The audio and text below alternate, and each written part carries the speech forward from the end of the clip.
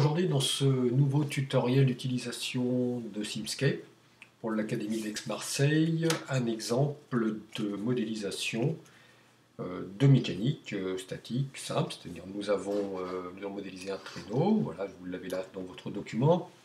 Donc c'est un traîneau entraîné par deux chiens. Donc les deux harnais des chiens sont reliés par des mousquetons au traîneau.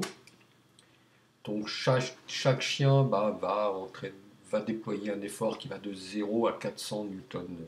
Je vous les ai mis là. Le traîneau a lui-même une masse de 250 kg et on va modéliser les frottements sur la neige par un frottement de 500 newtons pour le décollage et 200 newtons pour les frottements secs et après 200 newtons par mètre par seconde pour le frottement visqueux. Bien, donc voilà le cahier des charges, tout ce que l'on nous a modélisé. Comment ça se reflète au niveau de mon modèle? Bon, là j'ai choisi de modéliser les deux chiens séparément. Donc ces éléments-là qui correspondent à une force. Donc je les trouve dans Simscape. J'ouvre Mechanical dans mouvement translation et je vais aller dans les sources. Là, dans les sources, là j'ai ce qu'on appelle une source de force idéale. C'est ce que j'ai utilisé pour mes deux chiens. Voilà, pour modéliser en fait l'effet des deux chiens.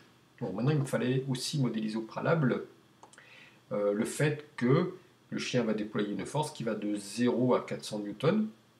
Pardon, de 0 à 400 et après va être borné à 400. Le bornage, je l'ai fait avec saturation. Saturation, je l'ai trouvé dans la bibliothèque Similité. Je vais vous afficher le nom des éléments, je vais démasquer, comme ça vous les trouvez, il suffira. Donc en fait, dans la bouteille, il suffit de taper saturation, vous trouverez. En fait, le saturation, c'est dans les éléments de simili qui sont non linéaires, voilà, dans les discontinuités, vous les avez là. Saturation. La rampe, vous les avez dans les sources. Vous avez des signaux de forme de rampe, sauf qu'en rampe, bien sûr, ça ne s'arrête jamais. Donc c'est pour ça que je borne à 400, parce que le chien, à un moment donné, il a bien une limite physique, comme chacun d'entre nous. Donc j'ai fait ça pour les deux. Il ne faut pas oublier le petit interface entre Simulink et Simscape, sous peine de se voir refuser le branchement. De toute façon, vous n'arriverez pas à le brancher, à le connecter. Ce sont deux ports différents. Une fois que j'ai cela, j'ai été chercher mon traîneau qui est une simple masse. Donc ça, je vais fermer les sources électriques. Je vais aller dans mécanique. Voilà, mécanique, jour.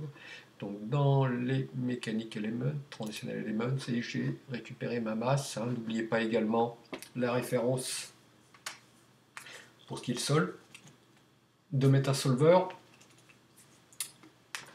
Pour le frottement des patins, je l'ai trouvé là, ici, sur la même bibliothèque. Je vais vous ouvrir, vous retrouvez ce qu'on a vu avant pour la voiture électrique, vous retrouvez le couple de décollage, vous retrouvez le frottement visqueux, vous trouvez le frottement sec et plutôt, et puis après tout ce qui est visqueux, là vous trouvez le coefficient. Donc hop, L, pour qu'on voit voilà, comment ça se comporte. Frottement sec, puis après le couple, le décollage, frottement sec, couple décollage, et puis après le frottement visqueux avec la pente que vous indiquez. On va simuler.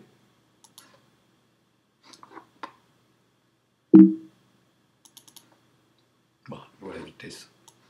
Comme on croit la vitesse, elle va de 0 à 7 mètres par seconde. J'ai fait un petit affichage en km/h.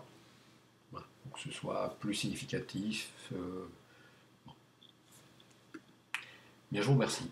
Voilà, pour à vous de refaire ce schéma, d'essayer, puis de voir si ça fonctionne. Vous pouvez, comme on a fait pour l'exemple précédent, masquer tout ça et puis paramétrer les valeurs, ou alors tout simplement paramétrer les valeurs et les saisir dans le commande, dans le commande Windows. Là, vous pouvez très bien mettre des paramètres et après taper la valeur. Taper la valeur de l'effort chien 1, l'effort chien 2, mettre des valeurs et voir ce que ça donne. c'est au choix. Merci pour votre attention.